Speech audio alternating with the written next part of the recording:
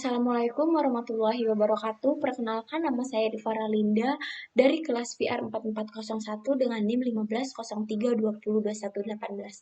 Di sini saya akan mempresentasikan tugas besar manajemen reputasi dan krisis dengan dosen pengampu Ibu Amalia Juwita.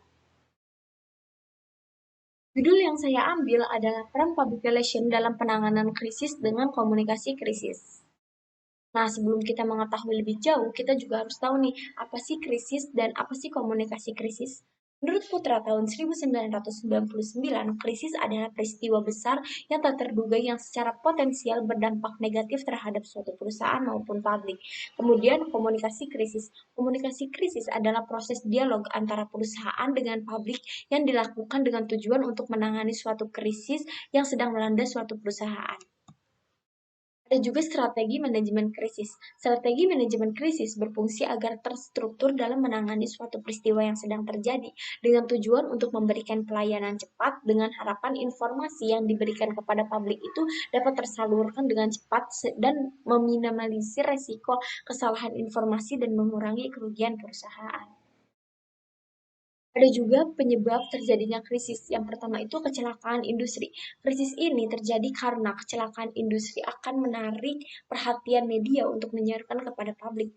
Jika akhirnya publik tahu, citra perusahaan akan menurun. Kecelakaan industri ini pernah terjadi oleh JNT Express di mana ia mem-PHK kurir besar-besaran dan diketahui oleh media, akhirnya dipublish oleh media dan publik mengetahui, sehingga pada saat itu citra JNT Express itu menurun.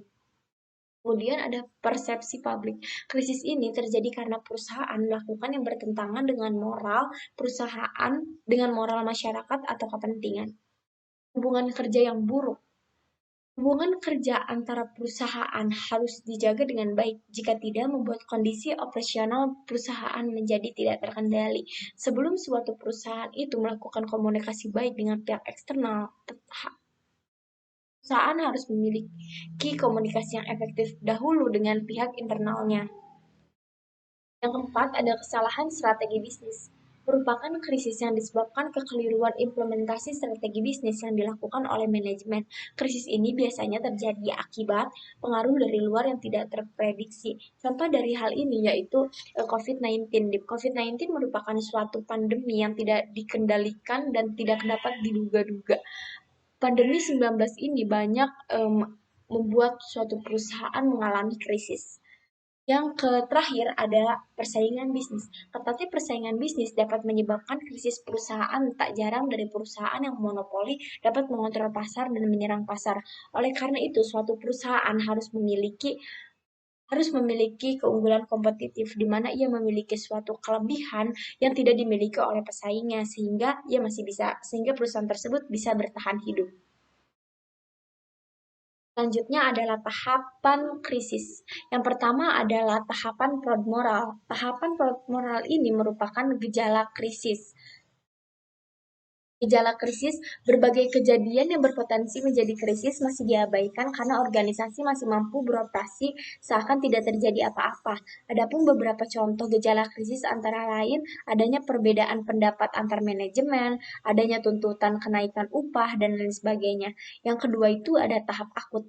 Tahap ini biasanya diidentifikasikan oleh munculnya berbagai kerusakan, reaksi mulai berdatangan, dan isu-isu mulai menyebar luas.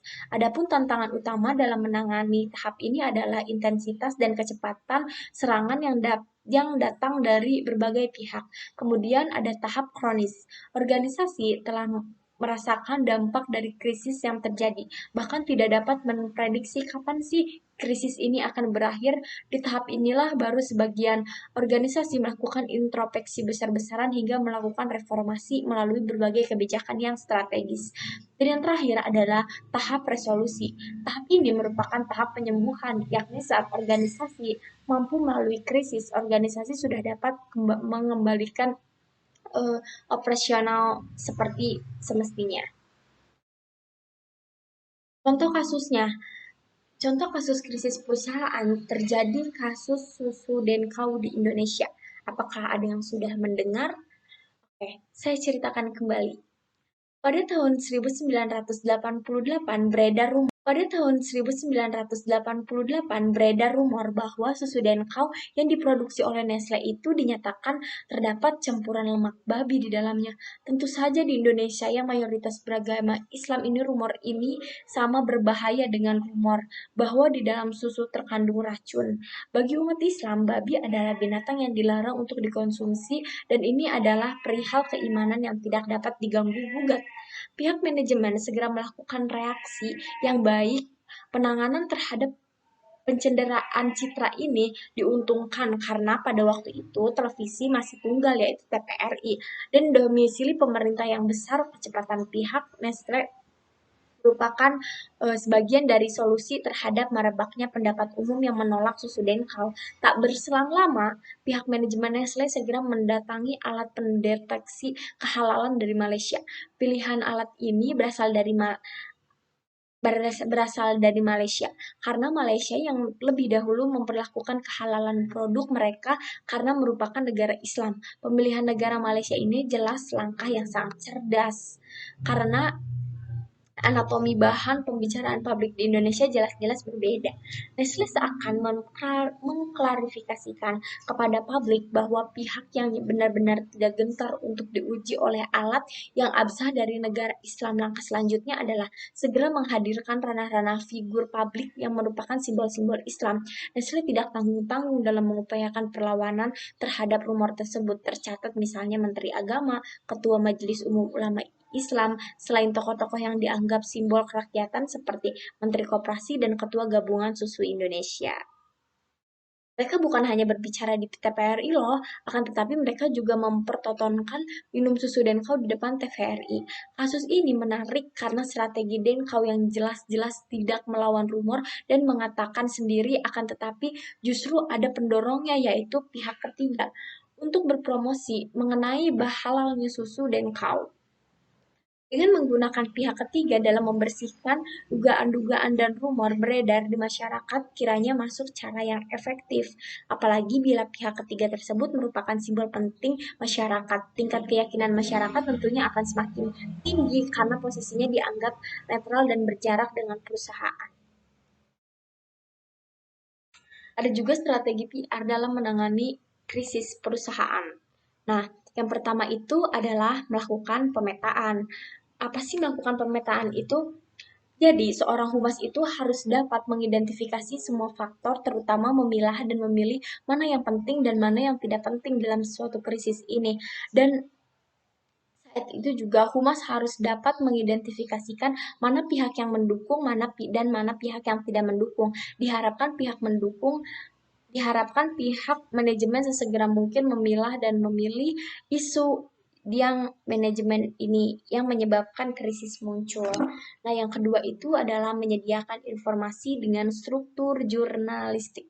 Apa sih struktur jurnalistik itu? Yaitu memenuhi kaidah-kaidah 5W, what, who, where, when, and why, dan to how, yaitu how and how far.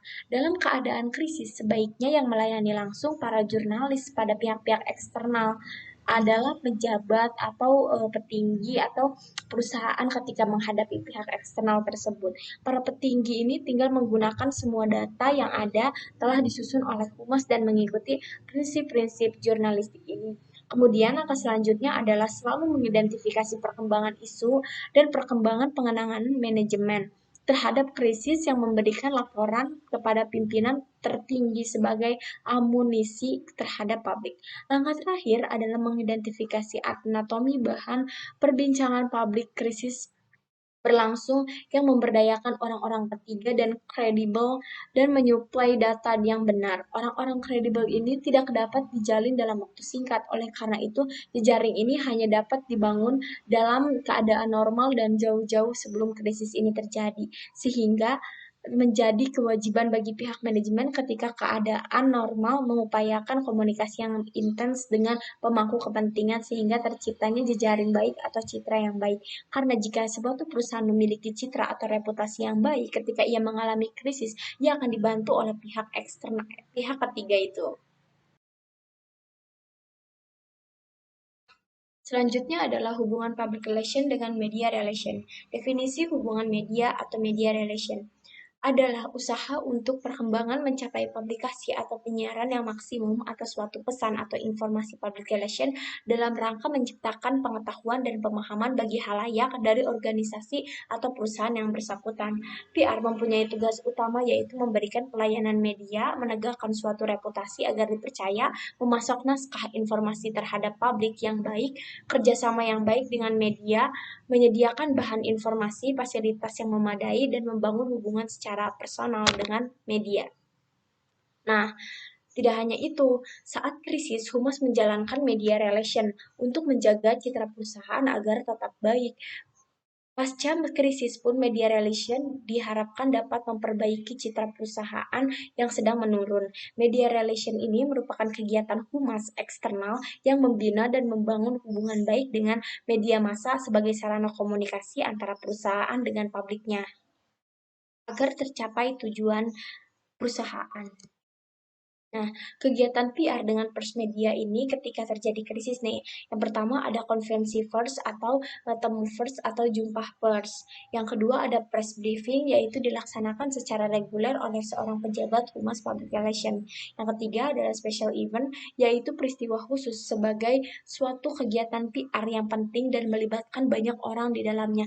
Biasanya di special event ini seorang humas menyampaikan informasi-informasi penting terkait perusahaan agar bisa disebarkan oleh media. Yang keempat ada press launch, yaitu pejabat public relation mengadakan jamuan atau makan siang bagi wakil dari media untuk melakukan komunikasi antarpersonal. Biasanya komunikasi antarpersonal itu berjalan lebih efektif. Kemudian kunjungan media yaitu wartawan acap kali undang guna mengunjungi suatu perusahaan. Biasanya media itu diundang untuk meliput atau mengetahui bagaimana sih perusahaan yang sedang kita jalani itu. Dan yang keenam ada wawancara pers yaitu sifatnya lebih pribadi karena hanya melibatkan dua orang yaitu pihak media dan pihak perusahaan. Biasanya di tahap ini tuh topik pembicaraan itu lebih serius. Kemudian ada kesalahan penanganan krisis yang dilakukan oleh public relation. Yang pertama, tidak adanya audit yang ketat, kemudian tidak membuat perencanaan sebelum terjadinya krisis, kemudian tidak melakukan simulasi situasi krisis, kemudian komunikasi internal dan eksternal yang tidak efektif, kemudian tidak membentuk sebuah tim khusus dalam menangani krisis. Alangkah baiknya setiap perusahaan itu memiliki tim untuk mengevaluasi setiap krisis yang terjadi sehingga kita sudah mempersiapkan dari jauh-jauh hari bahkan pada saat perusahaan kita dalam kondisi baik-baik saja untuk menangani sebuah krisis. Kemudian menganggap dan memperlakukan media seperti lawan. Media dengan public relation merupakan kawan. Jadi setiap public relation memiliki suatu krisis yang harus dia jalani, maka medialah yang membantunya untuk memulihkan kembali citra mereka. Kemudian abai terhadap ancaman dan resiko yang dibawa krisis. Krisis ini membawa ancaman yang sangat besar sebenarnya bagi perusahaan, entah kehilangan customer atau citra yang sangat buruk tidak bisa dibersihkan kembali atau bahkan mengalami kebangkrutan, membuat sebuah perusahaan mengalami kebangkrutan di mana perusahaan tersebut mati total. Nah, yang terakhir tuh ada kesimpulan. Jadi kesimpulannya, dengan semakin berkembangnya peralatan teknologi dan media massa, maka kehidupan perusahaan tidak hanya dibatasi dengan pihak internal saja.